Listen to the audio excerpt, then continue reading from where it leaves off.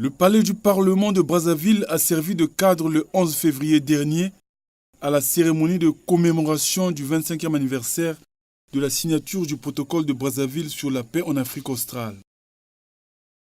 Devant plusieurs convives, le chef de l'État, Denis Sassou Nguesso, a annoncé la création d'une fondation pour la paix. Le protocole de Brazzaville mit ainsi fin à une longue et douloureuse parenthèse faite d'amertume et de sang. Il permit que les héroïques peuples d'Afrique australe, les vaillants combattants de l'ANC, du MPLA et de la SWAPO soient récompensés de leur sacrifice. Tout comme la chute du mur de Berlin en Europe, le protocole de Brazzaville sur la paix en Afrique australe sonna le glas de la guerre froide. Il ouvrit la voie à une nouvelle ère riche de promesses et porteuse d'espérance. En cela, il est un acte exceptionnel, un acte sans pareil, ayant marqué le triomphe de la lumière sur les ténèbres.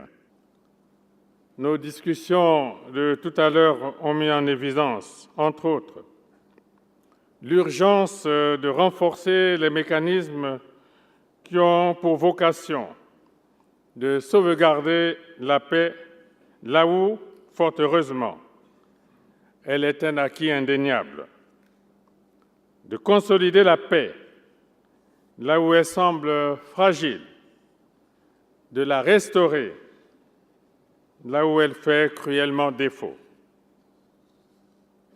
Autant d'exigences qui me conduisent à annoncer devant vous, artisans éprouvés de la cause de la paix, la création, à dater de ce jour, d'une fondation pour la paix, aux fins d'accompagner concrètement tous les chantiers de construction et de reconstruction de la paix en Afrique et partout ailleurs dans le monde.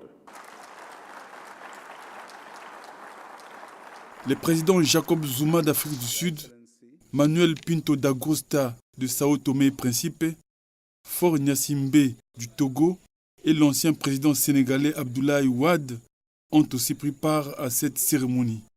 De même, les acteurs venus d'Afrique du Sud, de Cuba, d'Angola, des États-Unis d'Amérique, de France et d'autres États qui ont participé au processus de signature du protocole de Brazzaville. Signé le 13 décembre 1988, le protocole de Brazzaville avait conduit au retrait des troupes cubaines en Angola et sud-africaines en Namibie. Il a ouvert la voie aux accords de New York ainsi qu'à l'indépendance de la Namibie et à la libération de Nelson Mandela.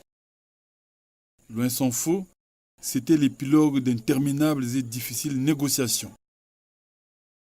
En raison du décès de Nelson Mandela, la commémoration du 25e anniversaire de ce protocole a été ramenée le 11 février, qui marque aussi la date de la libération de l'icône de la lutte anti-apartheid en 1990 et son arrivée à Brazzaville en 1991. Pour mémoire, rappelons que l'incroyable destin de cette icône relève en réalité du film en technicolor. Bataille, sacrifice, clandestinité, passion, deuil, trahison. Nelson Mandela aura été tour à tour un brillant juriste, un nationaliste africain, prêt à prendre les armes. Il était le plus célèbre prisonnier politique du monde avant d'obtenir le prix Nobel et de présider au destin d'un pays fragile. Parfois jugé autoritaire, il quittera cependant le pouvoir sans regret pour une retraite méritée, profitant enfin de sa famille, longtemps sacrifiée au combat politique. C'est à ce moment-là aussi qu'il a pu réellement retrouver la terre de ses ancêtres. À sa naissance, le 18 juillet 1918, dans le hameau de collines de Transkei, dans le sud du pays, l'Afrique du Sud est encore une colonie britannique. Les populations noires vaincues après de sanglantes batailles subissent la loi des Blancs. Mais les colons y sont plus divisés que dans n'importe quel autre pays. Les Afrikaners, descendants de Néerlandais et des Huguenots français, se sont battus au cours de 2 guerres meurtrières contre les Anglais.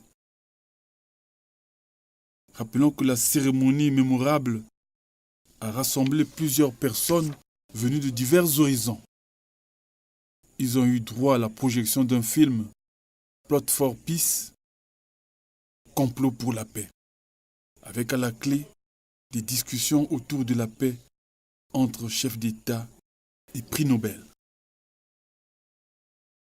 C'est le chef de l'État, Denis Sassou Nguesso lui-même, qui a procédé à la cérémonie de clôture peu avant le dîner de gala.